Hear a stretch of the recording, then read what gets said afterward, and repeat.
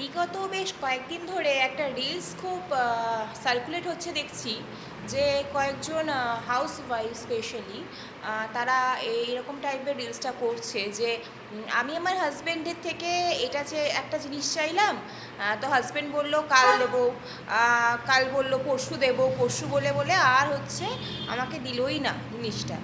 তো আমি তাদের উদ্দেশ্যে একটা কথা বলতে চাই যে সবসময় হাজব্যান্ডের থেকে এক্সপেকটেশন রাখার কি মানে হয়? মানে ভগবান তোমার হাজব্যান্ডকেও হাত পা দিয়েছে, তোমাকেও হাত পা দিয়েছে, তা তুমি কেন ভাই জব করছো না? তুমি কেন হাজব্যান্ডের ভরসায় বসে আছো? তোমার কি মনে হয় না যে তোমার ন্যূনতম চাহিদাটুকু তুমি নিজের জব করে যতটুকুই আর্নিং করো সেই আর্নিংয়ের মধ্যে সেটাকে ফুলফিল করার?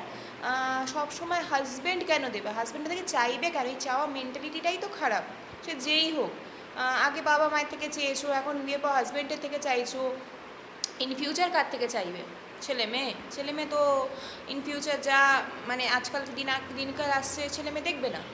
তো আমার মনে হয় যে এই এরকম বোকা বোকা রিলস না বানিয়ে নিজে যতটা পারো চেষ্টা করো নিজের ইনকামটাকে গেইন করা বা নিজের হাত খরচাটুকু চালানোর জন্য, যাতে অন্য কারোর কাছে হাত না পাততে হয়।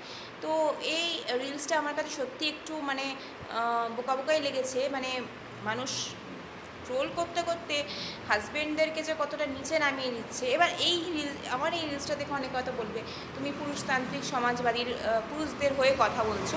তা নয়, মেন আমি বলতে চাইছি যে তোমাদেরও হাত পা দিয়েছে ভগবান, তোমাদের হাজব্যান্ডেরও হাত পা দিয়েছে।